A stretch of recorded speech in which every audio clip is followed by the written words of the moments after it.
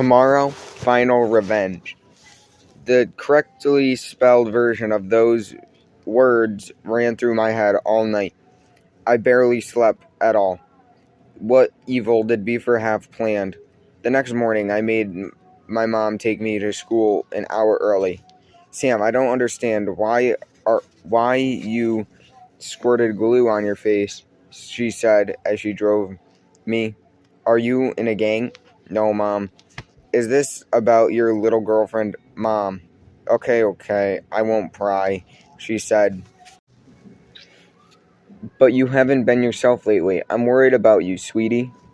You shouldn't be, Mom, I said, eager to get out as she pulled the car up to the school.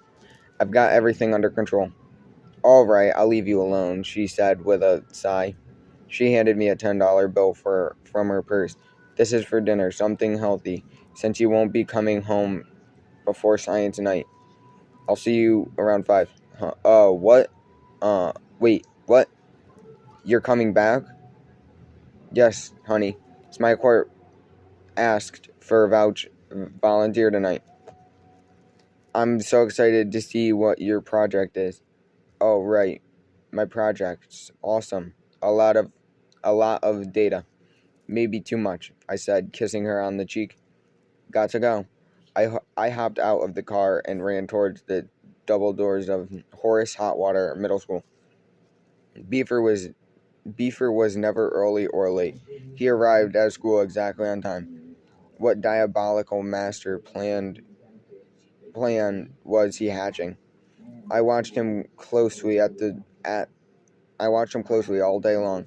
The guy was on an absolute best behavior. That in and of itself was troubling.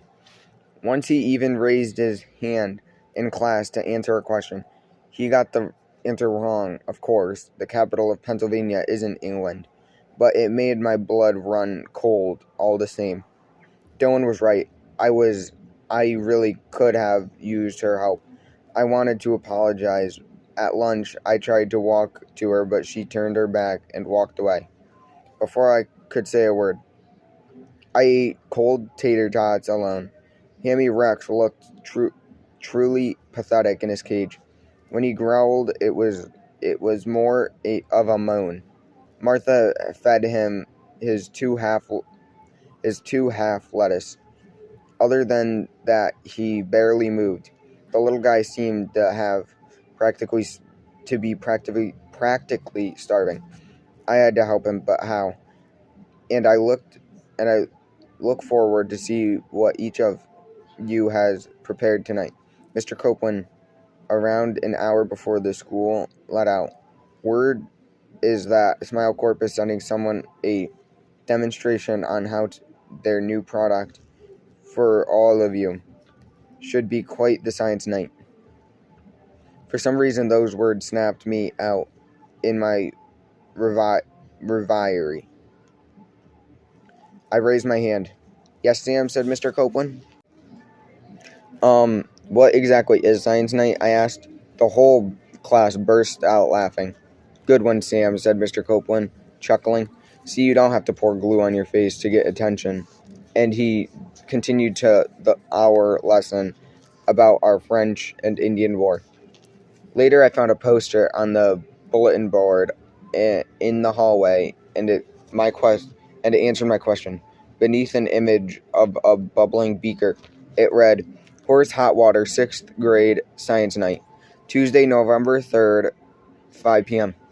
A very large percentage of your science semester grade will be determined by the quality of your research.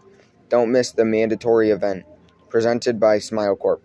Corporations are people, and people smile. This was not good at all. With all the hamster drama, I had neglected to do anything for science night. Worse yet, my mom's job was sponsoring the event, and she was volunteering. Today she would witness firsthand her only son flunking science night in front of her professional colleagues. So now I had 3 things on my plate in order of importance: preventing final revenge, saving Hamster-Saurus Rex, from starving and whipping up an impressive enough science night project before 5 o'clock to earn a passing grade.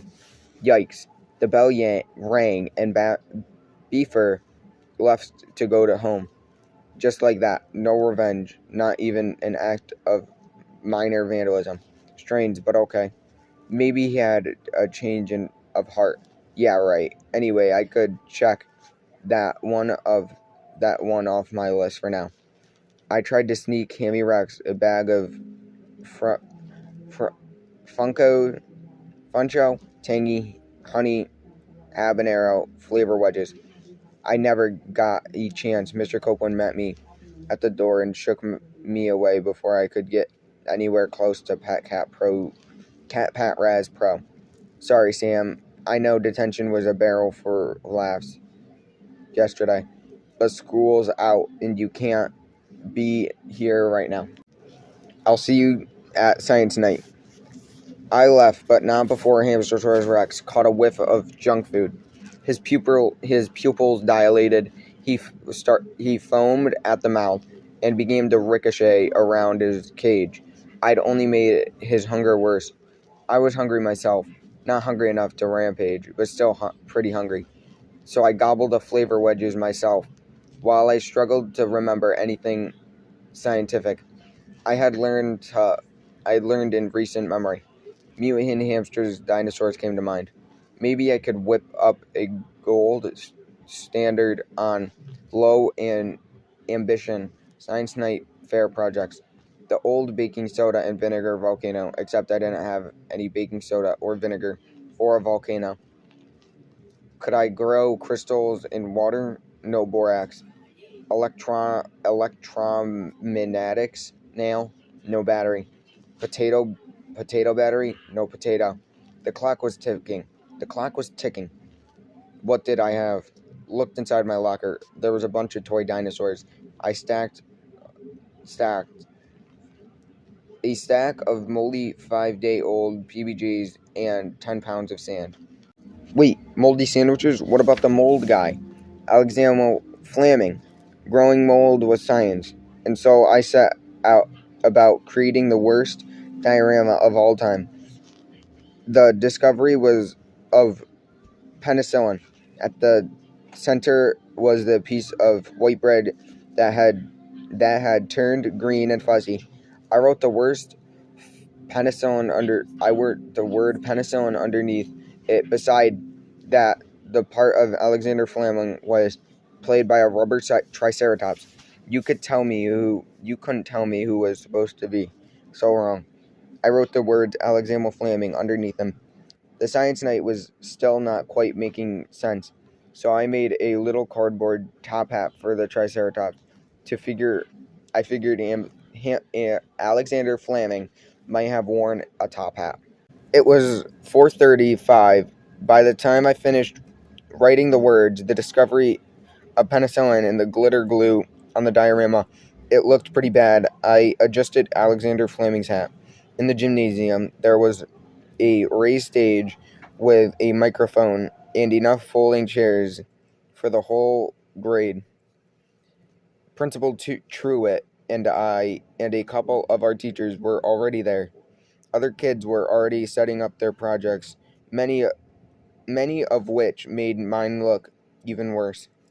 Omar Powell made an electronic magnet nail. Carol Moody made a potato battery.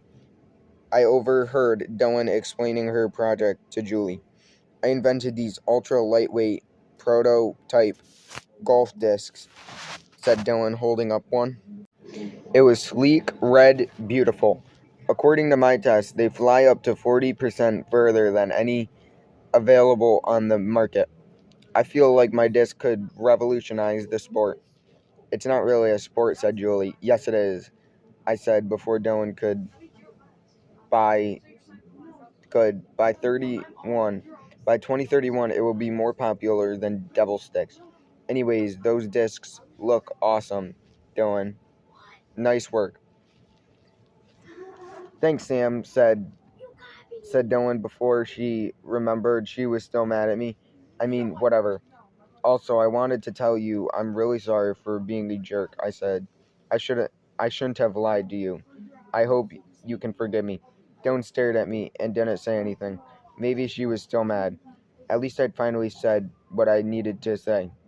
I sighed and walked on. I saw Martha cheery, arranging 7 poster boards outlining optimal tuna construction for a healthy diet, with loads of charts and graphs for diagrams. There's room for you to set up your project on a table next to mine, Sam, said Martha, absently twirling her hamster monitor lanyard with the key on it. You know what? I think I'll just put mine over here. I pointed to a spot between Wilbur Weber's project, a jar full of snails, simply titled Snails, and Jared Kopernik's, which seemed to be a 3-foot ball of rubber bands with an ice cream scoop sticking out of it. Yep, this was more the discovery of Penicillin League. It was the new pennies and plastic wrap solar system. With what I had, I'd at least put in the time required to grow mold, even if it was unintentional. I figured I could maybe pull a C minus, maybe embarrassing but not humiliating. I was starting to feel kind of okay about the whole thing until I saw Beaver. That is, he was dragging a dirty wire cage across the floor of the gym. The cage appeared to be full of heavy, gray rope. No, not rope. Rope doesn't move. I caught a flash of yellow eyes. He'd used Science Night as a pretext to bring his pet boa constrictor to fight to school. Now I knew exactly what final revenge he had his in mind. Beaver Vanderkopf meant to feed Hamster-Saurus Rex to his giant snake.